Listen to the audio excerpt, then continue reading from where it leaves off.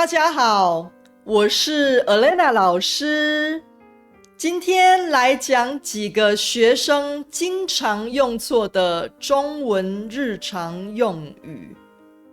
Did you know some everyday Chinese phrases can actually sound negative?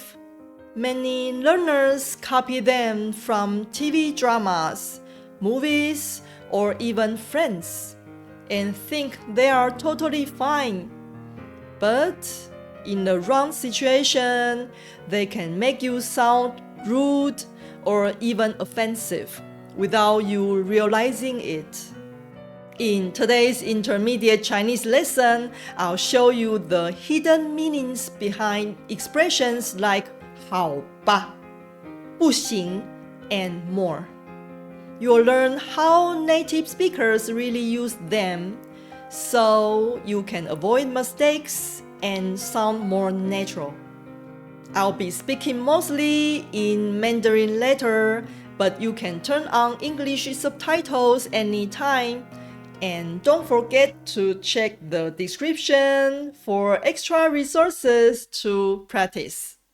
今天是 Mandarin Monday， 欢迎来到 Making Sense of Chinese。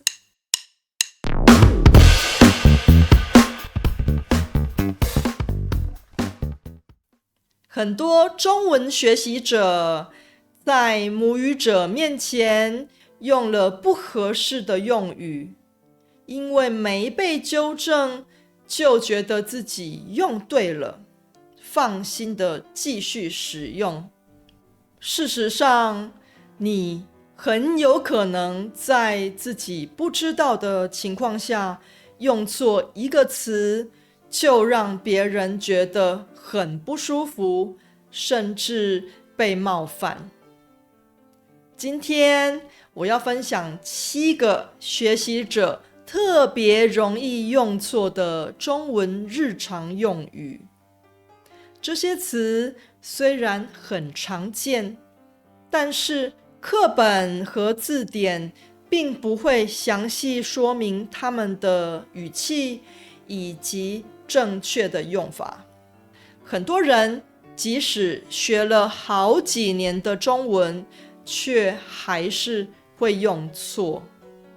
那我们就从最常见的开始吧。好吧，很多人以为好吧和好是一样的。当然，这2个词都表示答应，但是语气差很多。我们来听一段对话。小美，周末要不要一起去看电影？我也很想去，但是下礼拜要期末考了。那我们去看早场的，看完一起去图书馆读书，怎么样？好吧。你听出来了吗？小美其实并不是很想去，她只是勉强答应，所以用了好吧。再举一个例子。小美，你的手机借我打一通电话好吗？我的手机没电了。好吧。这里的小美也是心里不太愿意，但最后还是勉强答应了。所以好吧，听起来有一种心不甘情不愿的感觉。如果你想让对方觉得你是真心答应的，那就不要用好吧，改成说好或好啊，听起来会更自然。尤其是在工作场合，比如说老板要你加班，你如果回答说好吧，听起来就很勉强，很不礼貌。如果你想给老板一个好印象，最好恭恭敬敬的回答说好的，才不会有问题。不行，不好，不要，这3个用语虽然可以直接拿来拒绝别人的要求，但是语气听起来非常强硬。我们来听一段对话。小美，我可以跟你借一支笔吗？不行，我没有多余的笔可以借你。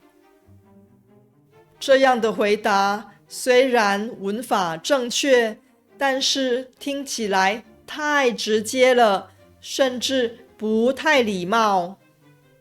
母语者在日常生活中比较少这样回答，因为太直接的拒绝容易让人觉得你很强硬，很有距离感。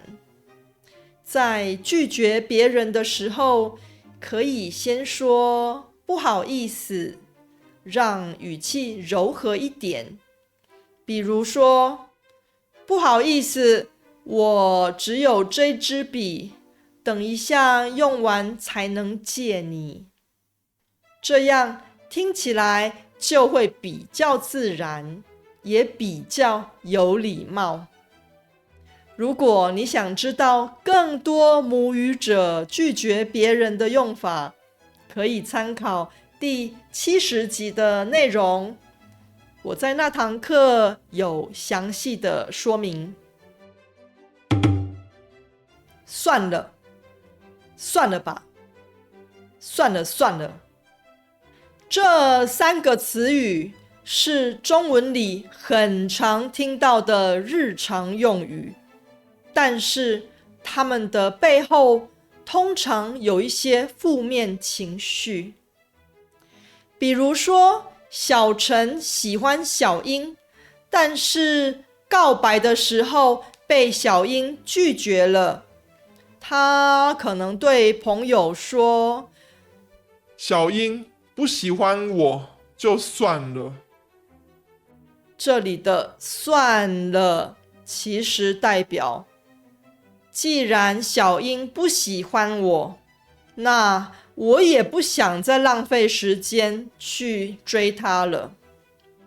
朋友安慰小陈的时候，也可能会说：既然小英不懂你的好，那就算了吧。母语者经常会用算了吧跟算了算了来劝别人放弃。有时候说话的人自己情绪比较激动，也会用算了算了，像是强调别再说了，我真的不想再听了。再来听一段日常对话。今天晚上我要跟小陈去喝酒，你要不要一起来？没关系，你们去就好了，我不太喝酒。既然你不喝酒，那就算了。那就算了。